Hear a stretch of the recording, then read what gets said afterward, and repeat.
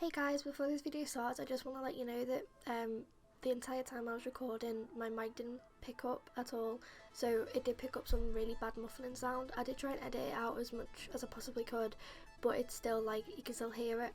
But anyway, I hope you guys enjoy. I'll fix everything for next time, and I'll see you guys later. Where did the And welcome to this new round of Surf. Welcome to HLTV. You're live. I'm your host Zodiac, and we're going to be playing some Surf here today. Now, in current news, we have Donald Trump winning the President of the United States, which has caused a social split all down the nation. Riots have come out all over the world. Nigga, who the fuck is Gary Johnson? And it looks like third party actually only managed to get 2% on the local news everywhere, and their voting points have been next to no, which proves that voting for a third party was in fact pointless. Please. I just want to know, like, I don't know the American system, like, good or anything, but Hillary got the most votes. Why didn't she win?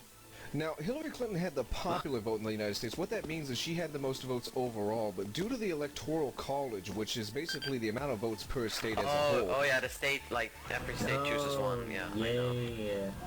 Therefore, Hillary Clinton lost We the had the presidency. same thing in Holland, like, I think a few hundred years ago. A few hundred years ago.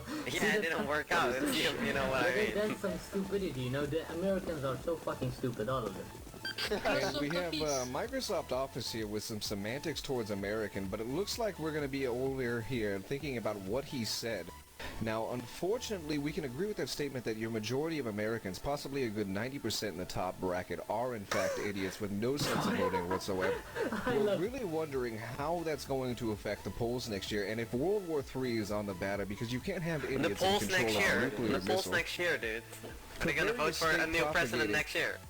Now, they're having what are called protest votes. These are very interesting because what it means, after a president's elected, the United States citizens do have the right to vote for a override, if you will, of the presidential election. However, it has to be ran through the state Congress, which is round controlled by the GOP and or Republican side.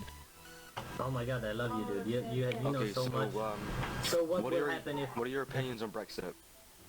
So Brexit, unfortunately, I don't have a very strong understanding of where Brexit has come from, but apparently Brexit, from what I have talked to from various members of the UK, is that it was a shit idea for London especially, going in there trying to reset their economy without the use of the euro, whereas they think now it's caused the realty prices to go up, medical care to get even worse. It looks to be an overall bad decision for the UK. Zodiac, what happens if states wants to leave, if any state wants to leave the United States?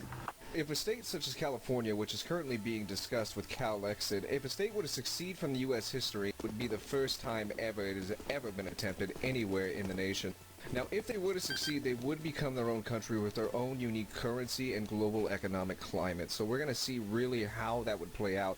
Since it's never been done before, we're unsure if it's really going to have an effect on the nation economy. California, however, does produce 70% of the nation's agriculture, so we're going to see how they do without any food. But what happens if they want to split the country in two, Republicans and Democrats? Like, if the Democrat states want to go on their own, and the Republican states want to go on their own, is that possible in any way? I suppose it's possible, but it wouldn't be probable with the current status. America might be divided, but at the end of the day, they are still Americans and will hold it close to the chest if it came down to the wire. And when does the building of the wall begin? That's the question I've been asking. Now, the building of the wall will begin strictly right after Trump has a disagreement with Vladimir Putin, who, as we believe currently, is in Putin's pocket. Now, we have other allies such as the UK and various other countries that are very skeptical of the alliance with Trump to the point that they are willing to risk a possible alliance with the United States due to the semantics of Donald Trump. But I heard that Donald Trump isn't welcome to many countries. Like, many countries don't even want him there to talk to them about politics or whatever they do. And that is absolutely true. Donald Trump has a debating strategy that is less of facts and reason and more pseudoscientific nonsense and yelling, which is really not interpreted very well in more civilized countries. And how is it gonna, like, global warming? He doesn't believe in global warming. Is he gonna put, like factories can just put out how many fucking shit they want? There's not gonna be any rules, or is he gonna change, like, the rules about global?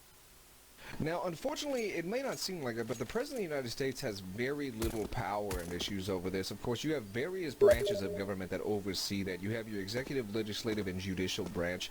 Now, if you wanted to pass something removing the bans on global warming or removing any of the eco-saving efforts, it would have to be passed through Congress and then ratified by each state. And is Donald Trump gonna remove it? Now, the funny thing about the Obamacare Act is actually because of how much money spent into getting it approved and getting it aligned, it'll actually cost more money to remove it than it would to set in a new system. Now, the problem with Obamacare is not Obamacare itself. The system's a very good idea, and the United States was far long behind on universal health care.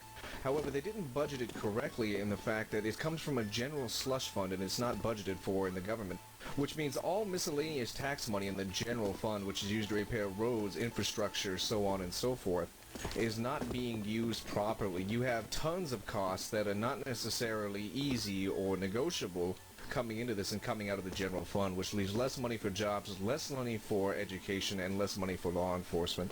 So obviously it has caused a big downward spike in the middle and poor classes. But why didn't they just put the taxes higher and then just take money from that instead of forcing people to pay? Like, Hello guys. It's your boy Anomaly.